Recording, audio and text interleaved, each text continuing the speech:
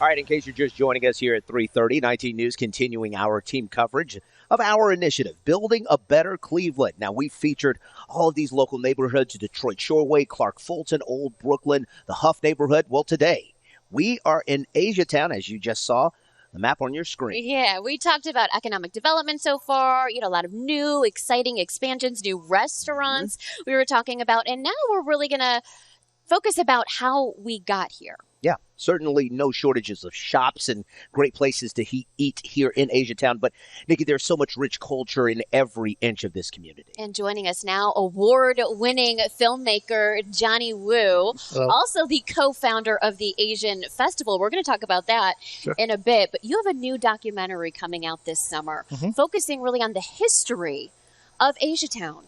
Walk us through a little bit of that. Sure. About 2 years ago, we found out about Cleveland Chinese American community has been living here in Cleveland for about 150 years. And so we decided to get a grant from the Cleveland Foundation and other different support from different people, and then we managed to make it work. And due to the pandemic, we couldn't film anything until now. So the whole idea is to find out how Cleveland Chinese Americans live here. And we found out it was about 1800s when they actually first immigrated to Cleveland and continued living here and going through all the different segregation, racism, and so on until we got to the point we are now, where we have the vibrant Asian town here.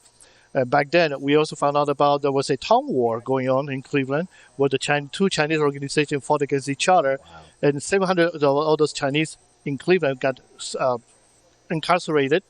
And there was a big roar about it, and the government actually make sure that the police department released everybody else so they could be free. Wow. So there's a lot of different things happening back then. It's a quite interesting story. We get to learn about the history of Chinese American here, and learn about the history in Cleveland, and how the diversity work together. And because of your role as a filmmaker, your career has really opened up a leadership role here in this community. And I know we were talking off camera. He's very humble about all of his accolades and whatnot, but you have a great sense of pride in your community.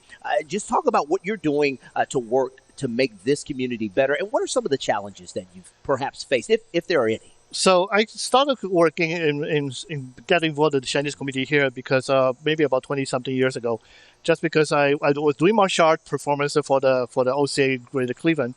And back then, Francis Nankun and David Mankun said to me, "Hey, you seem to be good at what you do. You seem to be very vocal. Why don't you get involved more in the community?" So I got thrown in there and then do everything I can. It's a pride. It's something that I want to make sure our community grow, because when I pass away and the future generation come to Cleveland, they will be able to see that we still have a very vibrant community here as a whole. Yeah. And it's very important for me to see that happen. Leaving a legacy. I love it. Yes. Yeah, exciting, some of the development opportunities that we've heard about, too. I want to get back to the fantastic Asian Festival. It was virtual last year. The pandemic really kind of put a damper on so many plans. It will be back in person this year, coming up in May. Tell us about it. Can you give us a little preview? Sure can. The Asian Festival will be May 21st and 22nd, and this is going to be something that we are looking forward for it. We are two different stages of performances, a lot of different food vendors and merchandise vendors available. We have to scale back a little bit just due to COVID. We want to make sure that all the different spaces, spacing out the different vendors, so this way no doubt it can be safety enough to do that. Well, I'm looking forward for that. It's a lot of fun. We're also going to have a health screening here on the inside Asia Plaza. There's a few other things going on. I just cannot think about everything. That's all right. We're still working now to make sure all the kinks are being taken care of. Absolutely. A lot to look forward to, no doubt. Johnny Wu, award-winning filmmaker, community activist, thank you so much for joining us. Johnny, thank you very much. Thank you. All right, we've got a lot more Building a Better Cleveland coming up in our coverage here from Asiatown. But developing right now, we'll toss things back to the studio. Sarah Goldenberg standing by in the studio with more on that. Sarah.